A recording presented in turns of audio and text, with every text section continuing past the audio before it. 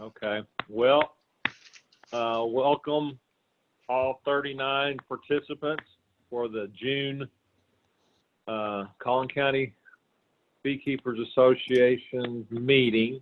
Tonight, we're going to have Blake do the tips for the month, and there I see Kim, beautiful face. Hello. She will be doing presentation afterwards. So I hope everybody's beekeeping experience was good this month and better than mine. And one thing that we do need to express here is that all the meetings at the college are canceled through August. So if you haven't heard that, that's the way it stands right now. So we'll continue to do these meetings online and hope everyone gets as much benefit as they can out of this. But for now, we'll just move forward, and we'll let Blake go ahead and start for the tips for the month. Okay, thank you, Russell. Okay, well, so June has been an interesting month already. As I'm sure you guys have noticed, it got hot all of a sudden. It's not.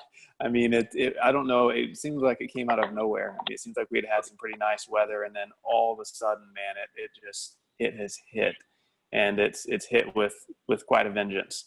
So, so that being said, there's a lot going on with our honey flow, or as I should say, not a lot going on. You know, the honey flow is quickly starting to wind down, unfortunately. And, you know, there's still some flowers blooming, but not like it was a couple of weeks ago. It's absolutely starting to wind down. And my biggest concern is really just looking at the weather.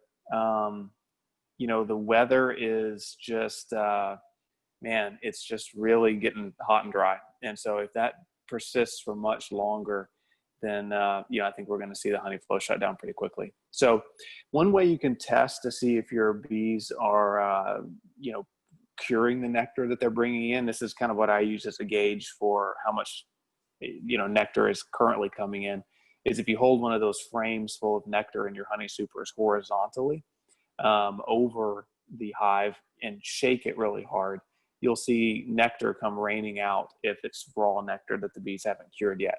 If you can't shake any nectar out, then they've already cured it. And typically that means it's ready to harvest. Usually bees will cap it. And that's kind of the classic sign that, hey, the honey flow is wrapping up, the bees are capping the nectar, we're all good. But if the honey flow ends really suddenly, then you can, you know, you can see them actually not cap all of the honey because they don't have the resources coming in to fully cap everything. So I would, at this point, looking into my magic ball that's got about a 50% accuracy rate, I would say that you should be ready to harvest your honey fairly early. Some years, you know, we see a trickle up to July 4th. I don't think this is going to be one of those years. I think it's probably got, if I were to predict, I'd say we have about one more week of trickle left. And then the week after next, it'll be completely over. So you want to make sure at the very least that you get your honey off at least 1 to 2 weeks before the snow on the mountain begins to bloom. And we'll talk more about that in July, but usually we don't see that start blooming until late July. But, you know, for most folks in North Texas, I would really seriously consider harvesting honey in the next couple of weeks. I wouldn't do it this week. I would give it another week. But the next couple of weeks, it's going to really be winding down. These are some pictures, you know, these are two of our major nectar sources in North Texas. You know, the one on the left is the Scabiosa or pincushion. The one on the right is the Gaillardia or Indian blanket. And you can see they're still blooming. I mean, a lot of them still have blooms, but they're certainly winding down. You know, you're seeing as many dried up blooms as you are actively blooming flowers. And another problem you run into is when it's this hot and it's this dry, you really just start seeing a lot of those plants aren't producing a lot of nectar because they're getting the nectar essentially evaporated out of them. And you're seeing no water for the flowers to create that nectar. You're also seeing when the days like today that is just almost 100 degrees, the bees just aren't flying in the afternoons. They're just, and I don't blame them. I mean, they're just not out flying, and so they kind of have a shorter window. You often see them really foraging hard up to about noon or so, and then they they spend the rest of the day just trying to keep the hive cool. So thinking forward to harvesting honey, we talked a little bit about the shake method to see if the honey's cured and ready to harvest. If you hold that frame horizontally and you give it a good shake, and you'll probably get a few drips out of it, but if it's not just raining out, that's often an indicator that they're really making a lot of progress in curing that honey.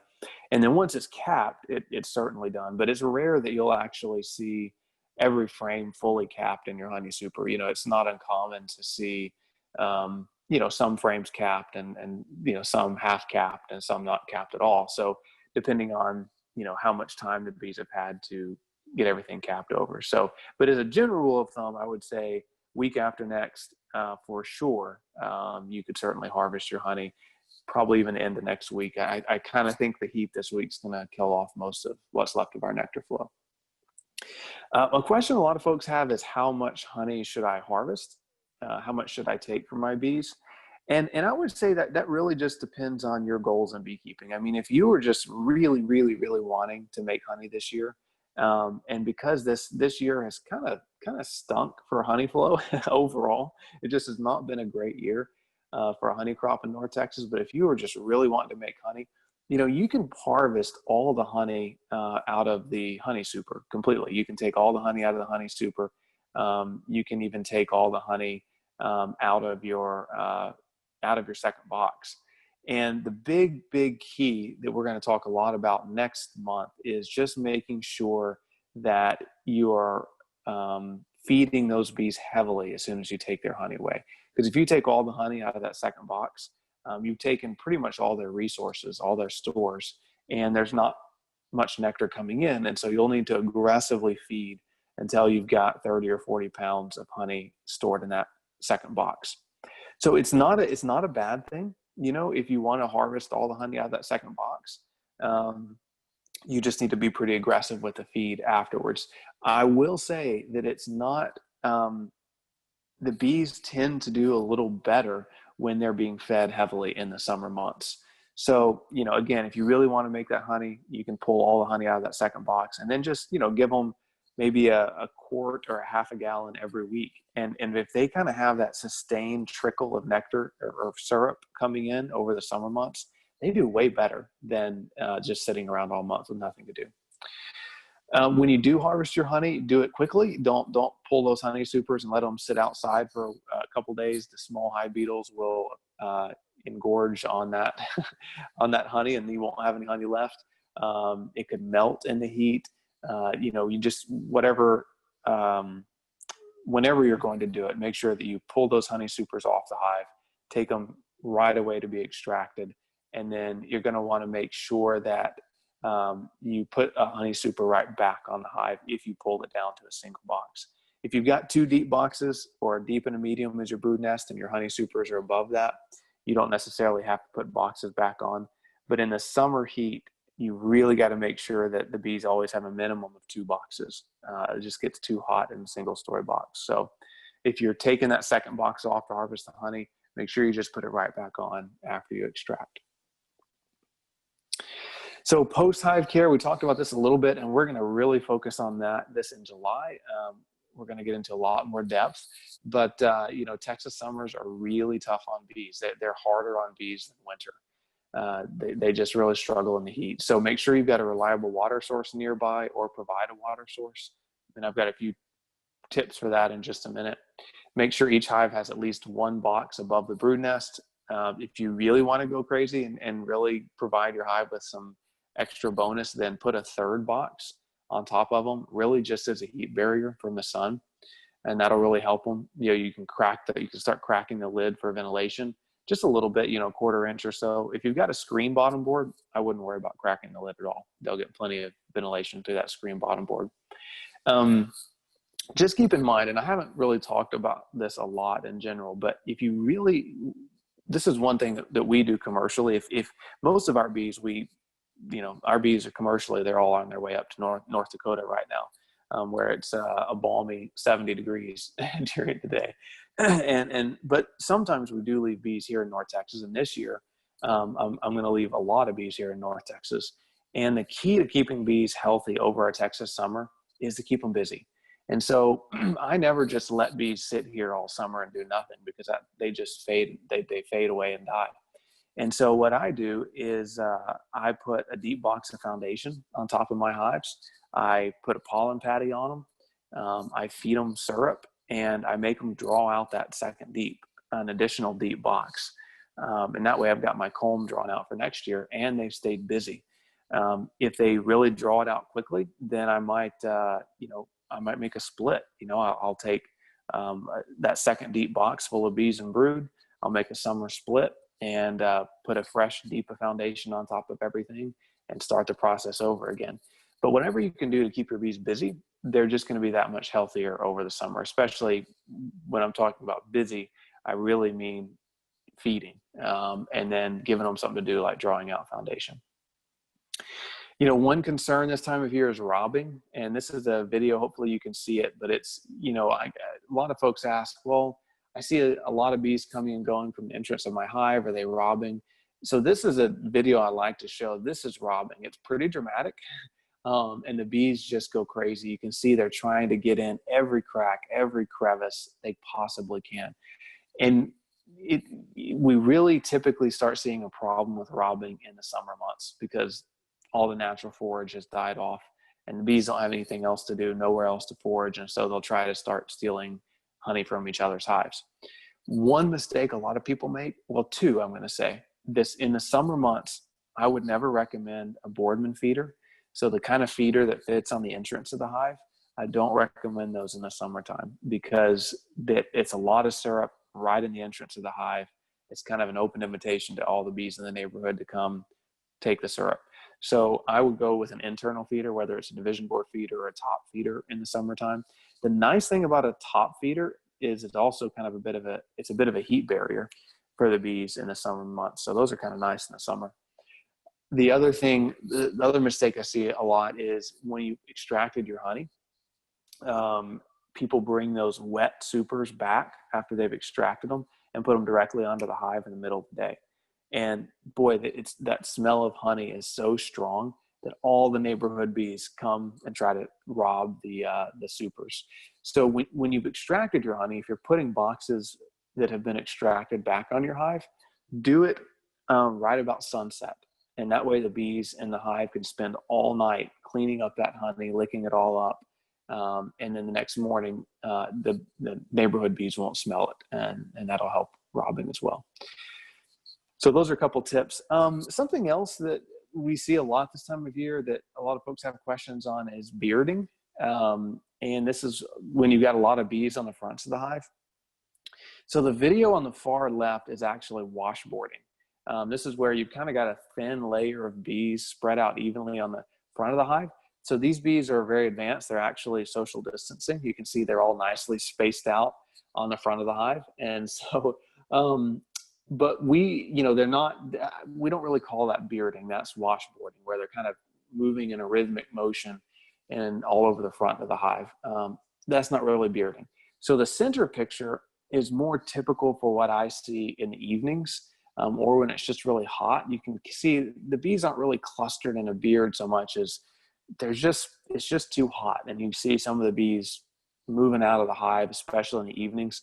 A lot of times when those foragers all come back in the evening, it's too hot for them to go inside the hive, and so they'll just kind of hang out on the front. If you do see that center picture, I would just make sure that the top box in your hive isn't more than 80% full of bees or honey. If it is, I would add another box. If it's not, then they're probably just hanging out on the front because it's hot.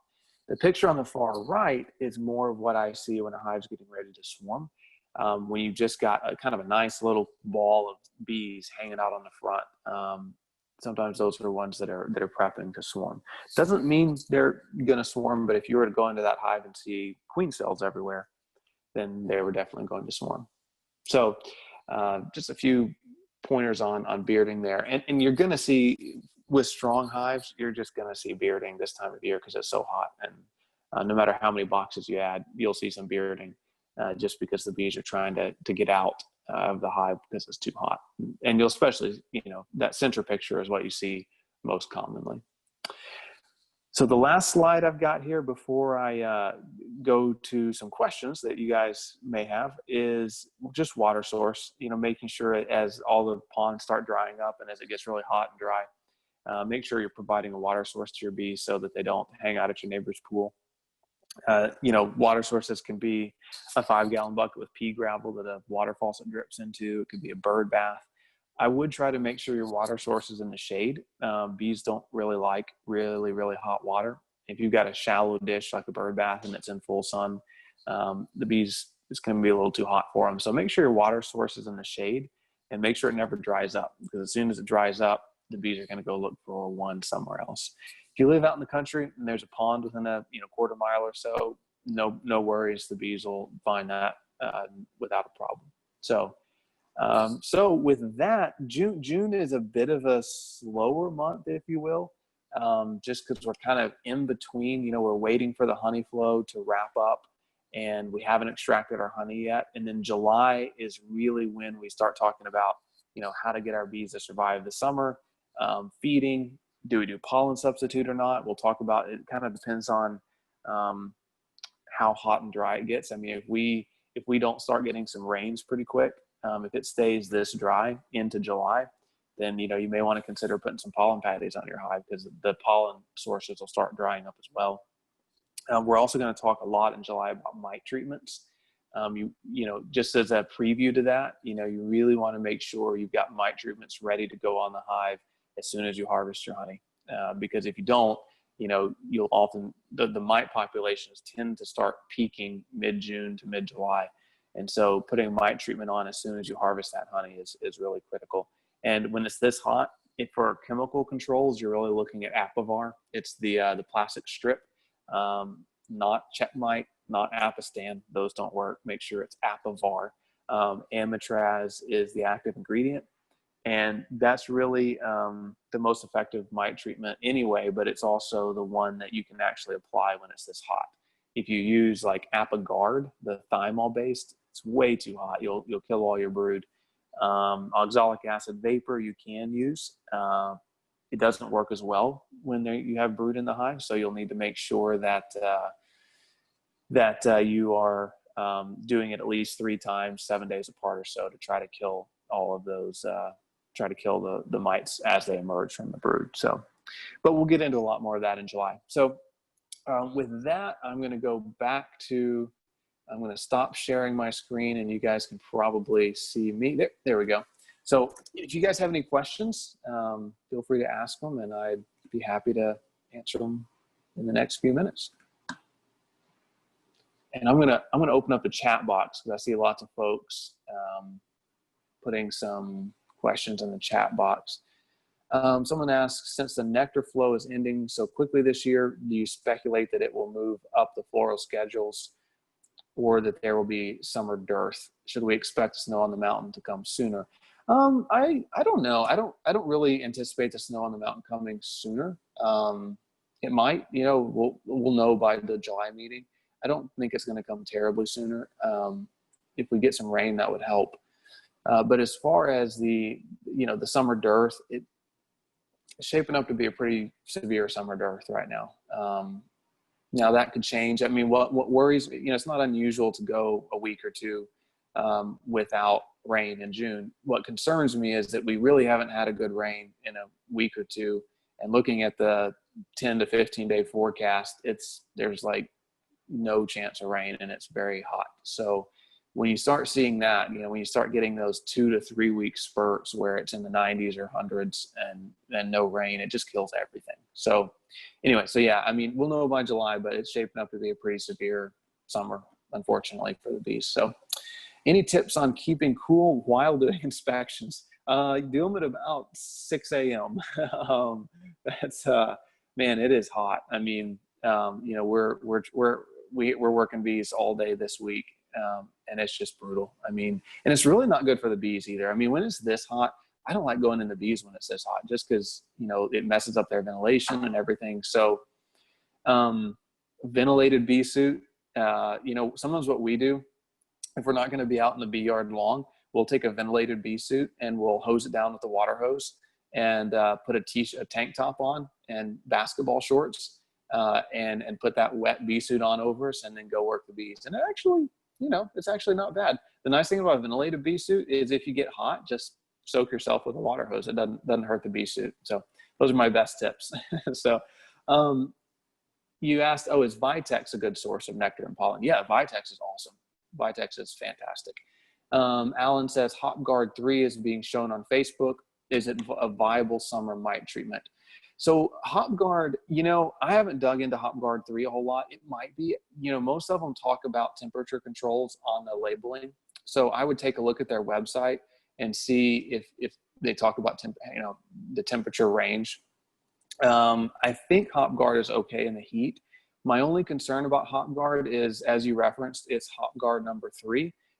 It's number 3 because number 1 and number 2 didn't work at all. So you try it, but the key thing with mite treatments, no matter what you use, is testing afterwards to make sure that it actually worked. Tracy, you asked, do you have new bees and you don't know if you have enough honey to harvest? Should I harvest what I have or just leave the supers for the bees? So you never want to harvest honey out of the bottom box, but you know, if you just really want honey bad your first year, you can, like I said earlier, you can take all the honey out of the second box. You just need to feed them right away after you harvest, and keep feeding them until they've stored about 30 to 40 pounds of syrup in that second box that you harvested out of. So you can harvest. You just got to be a little more aggressive with feeding. Ruben, yeah, cooling vests with 2 ice packs. Yeah, those are great. We used to use a lot of cooling vests back in the day, and John, I think you're on the call. I remember when we tried in Houston, we would wear these big cooling vests full of ice water when we were harvesting honey in June, trying to stay cool. And they were nice for about 10 minutes. And the problem we had, and Ruben, I'd be interested to hear if you've had good luck with these, but the problem we had with them is after about 10 minutes, your body, it was so hot outside, and your body heat got so hot that it was just like this hot, heavy, wet vest. It just didn't stay cool long. So Debbie, you said heat has brought grasshoppers. What is safe for bees in the garden and not safe for grasshoppers? So I'm going to defer to someone else on this. I'm not sure what you can spray in your garden that'll kill grasshoppers and not bees. So chickens would probably be the best bet. How early in the morning can you go into the hive? You know, as early as you're comfortable going. I mean, honestly, when we work bees this time of year, we're out there about 30 minutes before the sun comes up. And I mean, we're trying to get in and out as fast as possible. So we'll start as soon as it's light enough to see in the hive, we'll start, and we try to wrap it up by 10 o'clock in the morning or so, just because it's so hot. Compared with last year, is this a good year or a poor year in the harvest of honey? From what I've seen, this is a poor year compared to last year, unfortunately. So we just didn't have the blooms. And that's an unfortunate reality, is you see really good years and mediocre years and poor years. And it's a little early to predict yet because everyone hasn't harvested their honey, but early reports that I've been hearing is that it's not a great year compared to last year. Someone says, I'm going to pick up my 2 splits tomorrow. And you're wanting to keep them from shifting in transit. Any tips on keeping them from shifting in transit? If you're moving beehives, I love getting those hive staples. They're about 2 inches long. And you can staple all the boxes together and the bottom board to the bottom box. Those work great. So I would get hive staples. Those work really well. If you're doing it tonight, you probably don't have time to get anywhere to pick those up. Otherwise, if you don't, I would just get a ratchet strap and put it all the way around the whole hive, ratchet it really tight, and that should keep it from shifting. Ruben, your ventilated vests are, you were outside for 5 hours in it and it was still cold. Okay, so I'm going to follow that link. I'm going to try that out. Fantastic. So Ruben put a link for a cold vest in the chat, and so everyone should be able to see that. So he said it stayed cool for 5 hours. So yeah, guess what I'm going to be ordering tonight. is expensive. He says it's expensive, but hey, man, unless it's like $1,000, I'm going to buy it because anything to stay cool in this heat. Oh, Russell, you said use no-low bait for grasshoppers. So great suggestion. There you go. Okay, I made it through the questions. We're 1 minute early. So Russell, I guess I will turn it back over to you if there are no further questions. And I'm going to hop off and I'm going to go order a cooling vest. So great. All right. Thanks, guys. If you have, hopefully we'll see you in July, and I'll turn it back over to Russell. All right, Kim, are you there? I am. All right, go ahead. Okay, so here we go. I don't know a lot. I like to take pictures. My mom has always taken pictures, and believe it or not, back when you could buy film for Kodak, one day I noticed on the back side of the cardboard wrapper that there were tips for taking pictures, and I was like, oh, these are pretty clever. And they were very simple things. It's kind of like getting a prize in cereal, but I thought they were. So I'm incorporating what Kodak told me on the back of a cardboard box once.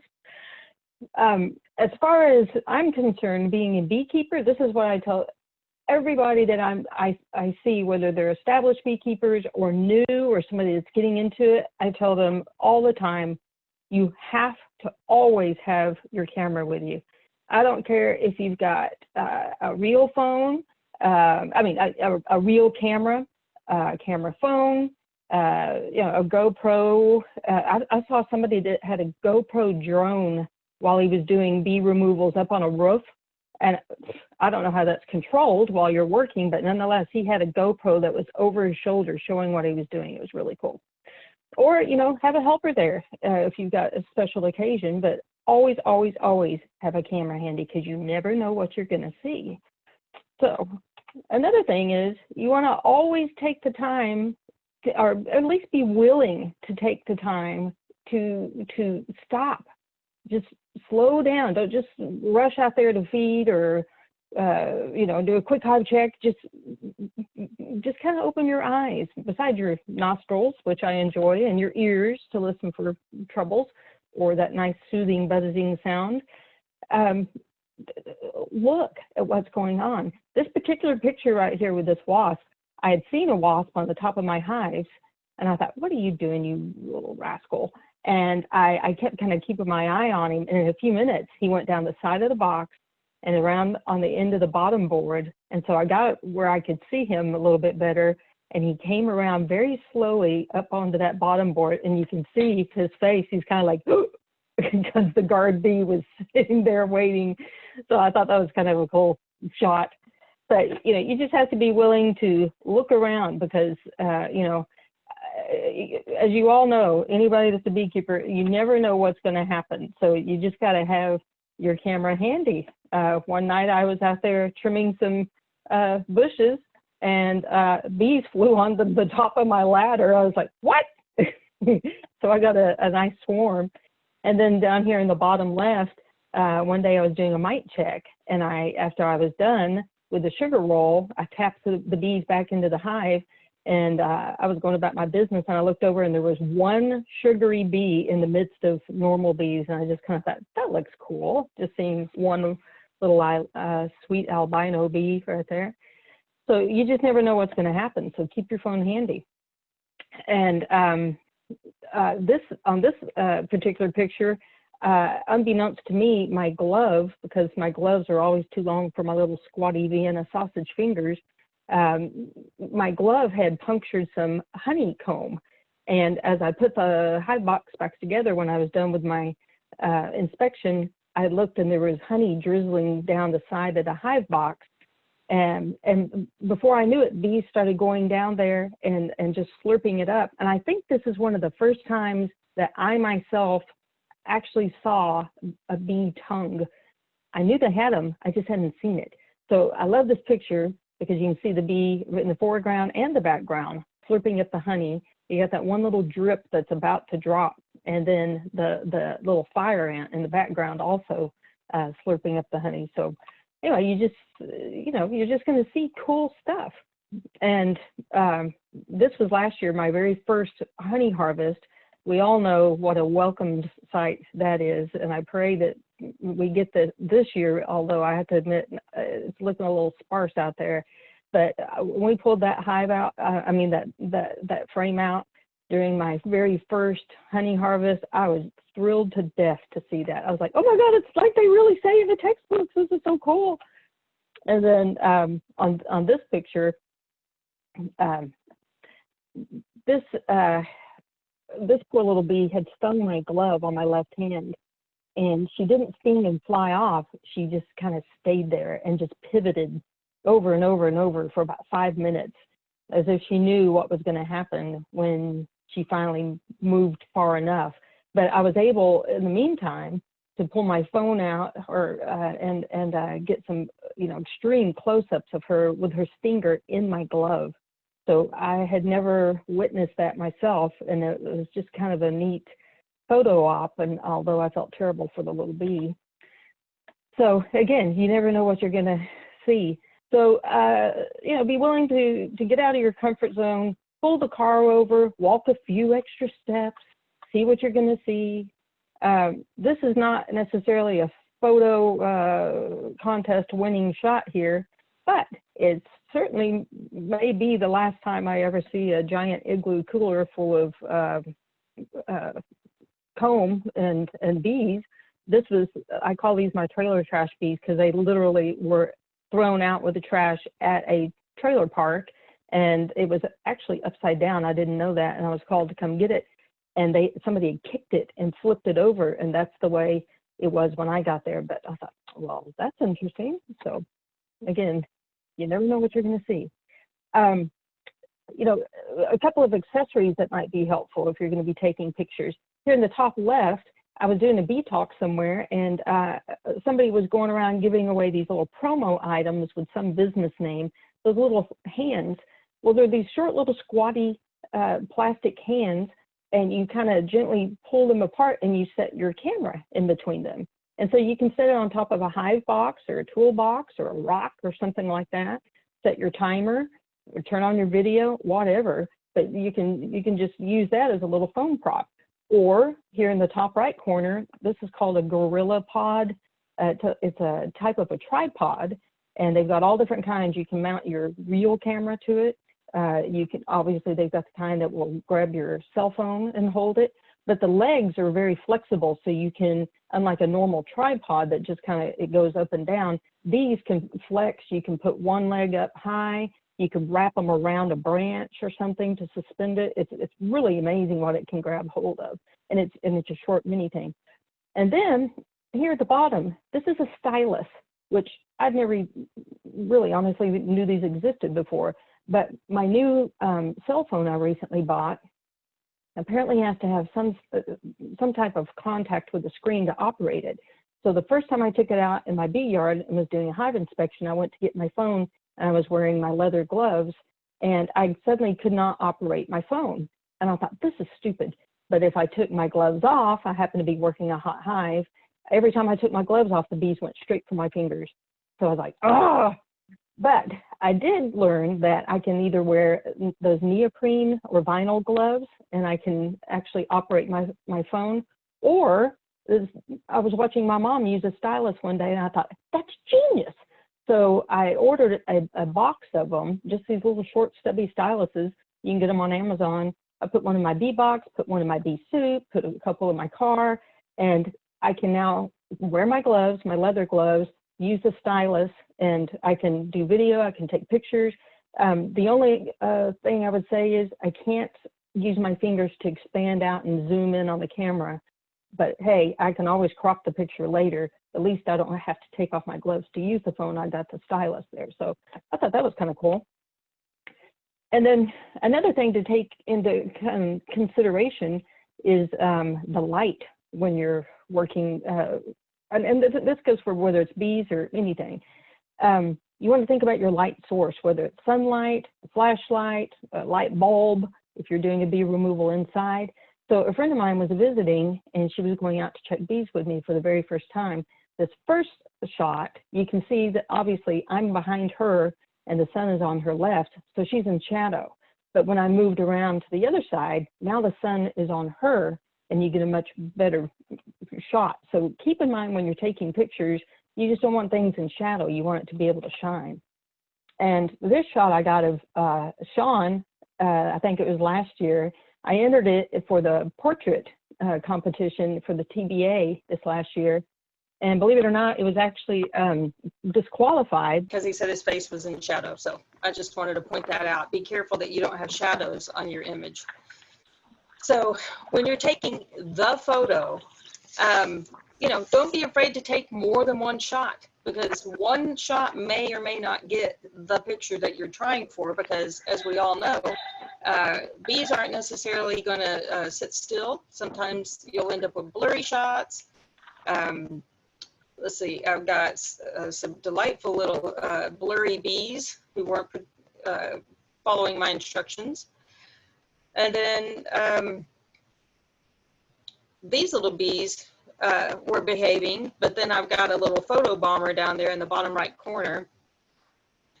And then I've got a couple of little bees that decided to be come in clearly. And then again, I got a photo bomber right there. Although at the very top, there's a pretty clear one that looks pretty good. And another thing you can do when you're out there is put your, oh, here's another one where they actually participated as I was hoping they would. Sometimes you can use your phone or your real camera and set the timer. If you're all alone and you want to capture some of the work that you're doing, prop your phone up, set the timer. I mean, you can do it 5, 10, 30 seconds, a minute, and then get back into what you're doing, and the phone will, or the camera will take the shot for you. So that's kind of cool. This particular picture I did at a job because the people said, "Hey, will you move the snake?" And I went, "What?" So they paid me $25 extra to get the snake out of their backyard. I thought, okay, but only because I'm in a bee suit and with heavy gloves and tall boots. So another thing is, you know, sometimes I mentioned earlier, you never know what you're going to see, and you may have a one-time shot at it, literally. But sometimes you can almost kind of set up a picture because you have a routine, so you kind of know what is going to happen. So there's a wet area in our yard whenever it rains, and it gets kind of mossy, as you can see. And I always kind of go down there and watch the bees because they like that dirty water. And I happened to be out there looking around, and this little bee flew onto this little leaf. And I thought, oh, it looks like she's on a her own little bee boat. So that was kind of cute. And then here's my friend Steven. We went out to do a hive check, and he had a fairly hot hive the other day. You may or may not be aware of well, you can obviously capture moments of activity, and I don't know if y'all are familiar with the rule of thirds, but it kind of creates interests and tension and all that in this picture. So no matter which direction you look in this picture, something is going on. Mostly he's being attacked by a lot of really angry bees. Here's another shot. When I mentioned you can kind of plan some pictures, well, you can in regards to the time of day that you go out there.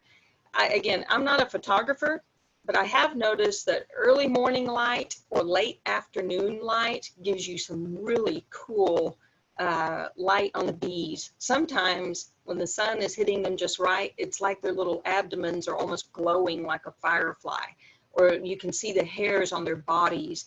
They're just suddenly so vivid and you know, visual, whereas during the heat of the day when the sun's coming straight down, you don't really see it maybe as well.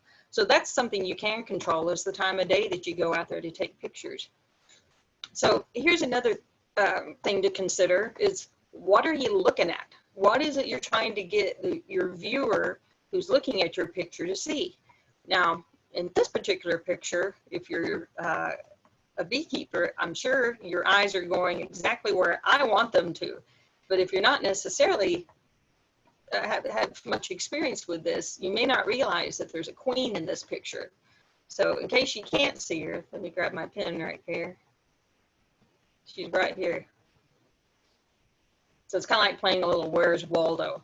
So if I really, really wanted to direct somebody's attention to that, I could crop this picture and show her, but I kind of like having her lost in this shot. But in other instances, you know, you don't necessarily have to have a photo where you can add interest to your picture by not having something smack dab in the center. And that's one of those little lessons I learned on that Kodak box, is it said, you don't have to have everything smack in the middle like an old-timey portrait. It adds interest to your picture if things are slightly off center. And literally from that moment on that I read that on that box, I started adjusting how I took pictures, and I realized it really does make a difference. So this is our little cousin, and yeah, she's not smack in the middle of it, but it does add a little bit of interest there. I mentioned the rule of thirds earlier. This is a case kind of like what, well, it's exactly like what the video that Blake was showing. This was a robbing situation. I've had bees robbing out individual frames, but I'd never seen this before. And they were doing exactly like that video that Blake showed. But pretty much anywhere you look in this picture, from corner to corner, smack in the middle, left, right, top, bottom, the bees are all aiming in the same direction. And I just thought, wow, that's pretty cool. One thing you might want to avoid, and I think we're all guilty of this, and certainly with old-timey cameras where you couldn't zoom or anything like that, is taking these generic wide shots. It's kind of hard to direct your viewers' attention to what you're wanting them to see if you don't show them what you want them to see. They have no idea. I wouldn't have any idea what I, as the person observing this, was really seeing here. And one is this little group of bees. This was a particularly not happy hive that my friend Stephen Poole was working, and he's adjusting his hive stands over here, but these bees were all over him. So this would be a better shot if it was either closer or it could be cropped to show it better. He's in a cloud of bees, but at this distance, you can't really see that. And this picture is over at Texas Bee Supply, and it's got a little bit too much going on. You know, you as the viewer, you don't know, okay, am I supposed to be looking at all these lines of nooks? Am I supposed to be looking at the workers? Am I supposed to be looking at these really cool clouds, at the hives in the background? I mean, there's a little too much going on. So kind of direct your viewer to what it is that you're wanting them to see that is so fascinating. So this is just sort of a generic picture. Now, another thing you can do when you're taking shots is kind of, you have a main focus, but sometimes there's a little extra visual treat. And I will be honest, that was an accident in this picture. I saw the queen, she was fully exposed. I knew exactly the shot I wanted, so I got it, but it was really bright outside.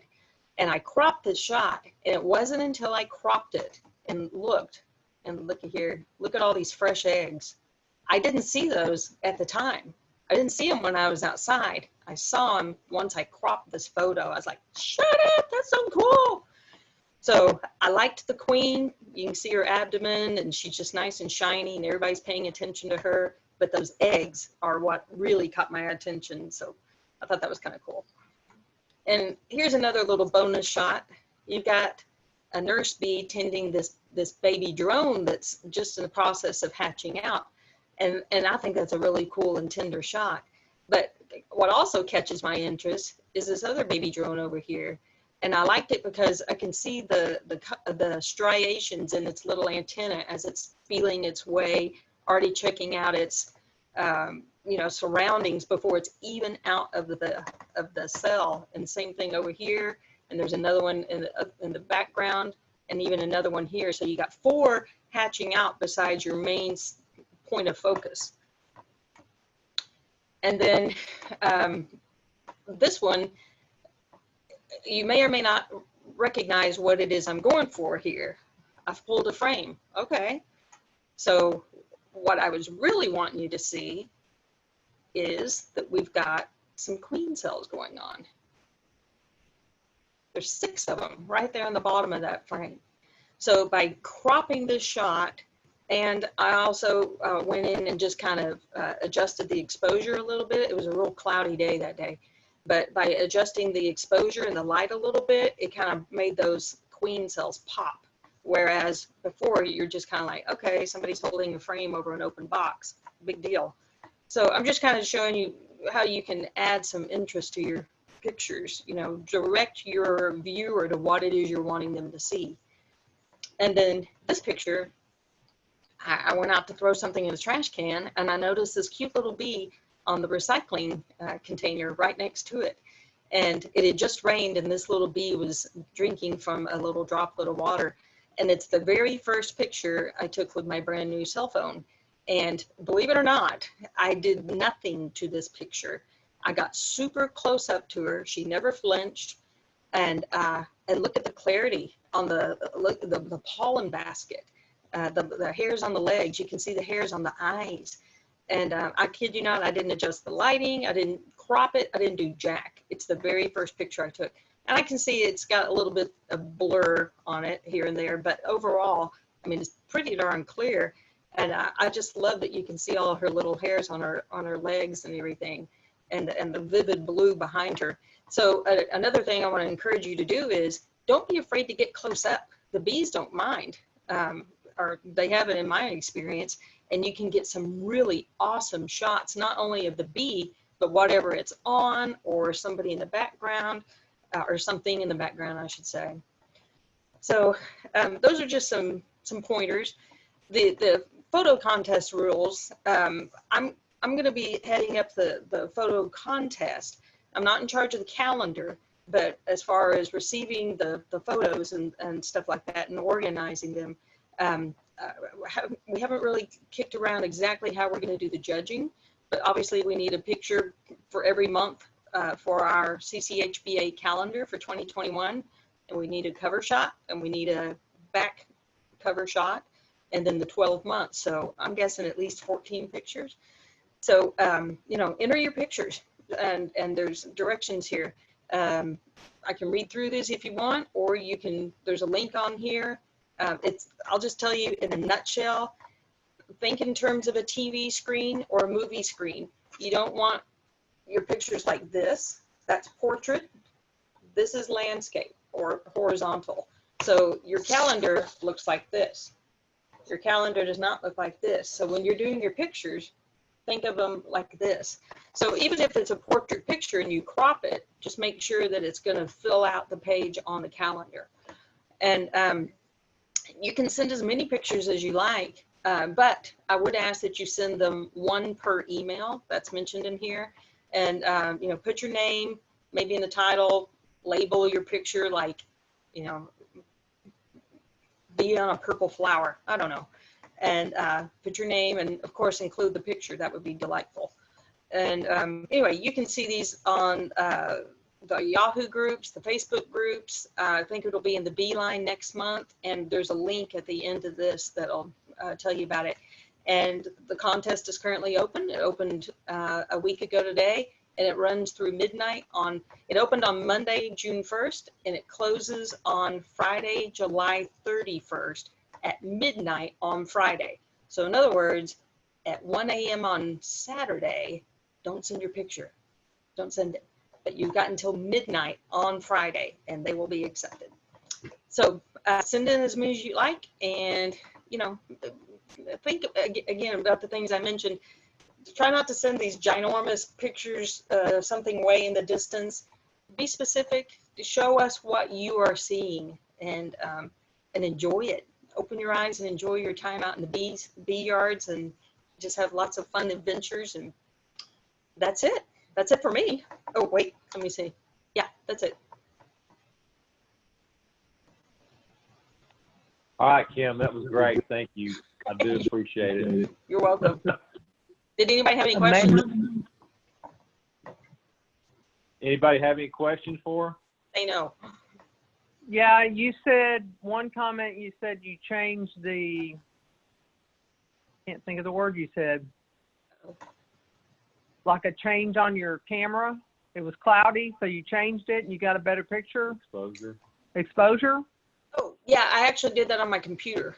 When I brought it into my computer and downloaded it, it was kind of dark. Okay. And you can make adjustments to your pictures. Please don't go crazy. Don't add all these filters and stuff like that. If you need to adjust a little lighting or a little contrast, okay. But let's not go wacky and put, dog ears on your bees and things like that. Save those apps for your phone, that kind of thing. Hold on, get the chat. All right, there's a couple of Hold on. comments in the chat. Let's see what those are. I'll read them off. Not sure why, but my smartphone works well when I have propolis on my gloves. Not too good for new gloves. Okay. That's working her phone. And That was Virginia. Yep, I understand. And then Ruben. Oh, no. Oh. Okay, wait a minute. I think we're going backwards. That was a comment from Blake. No, from your picture of Sean you had up there. Oh. He said he didn't know why Sean was disqualified. Here's one from Rising. Do you use or recommend a macro or other type of lens? I this is where I will have to again say I'm not a photographer. I have a nice fancy camera. I haven't taken it out to my bee yard. I don't know technical terms. I really don't. All I know is what I see and what I like. So forgive me.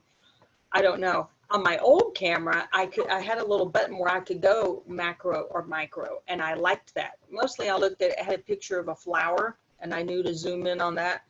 I've noticed sometimes on my smartphone that I don't necessarily get the best shot if I stand away from a bee and I zoom a lot. Later, when I get it on the computer, it turns out the clarity really isn't that good.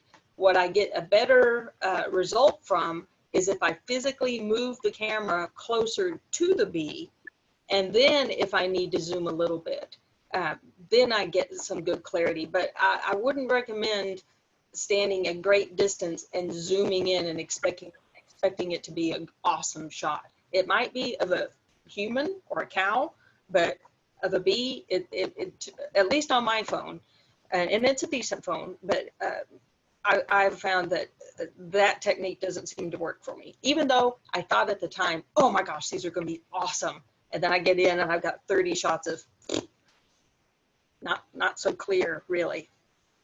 I don't know that really answered your question, but play with it. More than anything, I would recommend to anyone and everyone, again, because I'm not a real photographer, play with it.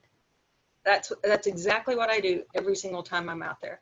I play with the timer. I play with different angles. I play with coming up really close to the bee. I play with the light and turning my camera at different angles, under it, over, around it. So just pay attention to where your shadows are and where your light source is, and play with it, because you'll get better and better. And I'm no authority, but I like doing it, and you're going to do a good job too.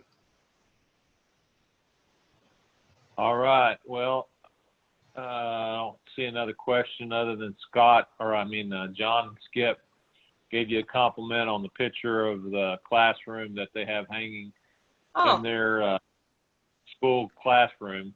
You want to see it? Of the bee yard. I just saw took it. a picture. Yeah. So. I just saw it a few minutes. You're a good photographer, so. Oh, you're very kind. Thank you. Where did that picture go? I just had it a few minutes ago. But anyway, I'm not going to make you sit here and look at my computer screen. So I did have it. I apologize. But thank you. Thank you, Mr. Talbert. It was an honor to be in that class, and I love that shot. All right, Kim, I appreciate you doing Sure. this tonight. I know it took a little work to do it, but again, appreciate it very much. Sure. And may I just say, I apologize for the technical glitches. That's entirely me. I want to thank my friend Carrie, who may or may not be watching, from Oklahoma. And she spent a lot of time with me yesterday teaching me how to do my very first PowerPoint and practicing with me on doing this. So God bless my friend, former college roommate, Carrie. My hero. So thanks. Oh, great job. Didn't Yeah. look like your first time. You did great. Thanks. Really did. Thanks for the invitation. All right. Okay. John or Skip, do y'all have anything for you want to say? Next month's meeting?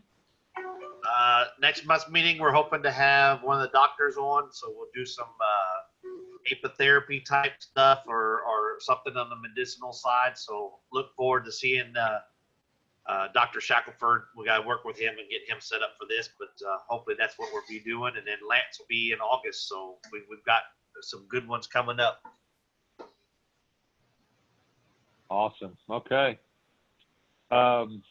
Anybody have any questions or comments?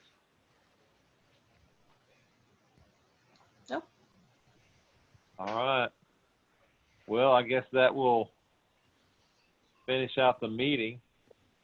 All right. Thanks, everyone. And y'all have a good week. And we'll talk to you next Monday night, I guess. Okay. Can you see that? Yep. Yeah, that's a good one. That is good. Look at all those clean suits.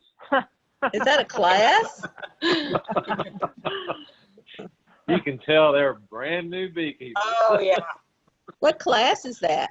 It was Mr. Talbert's, gosh, I think in 16 or 17. Oh, okay. We were babies, just puppies. Yep. We've all been there.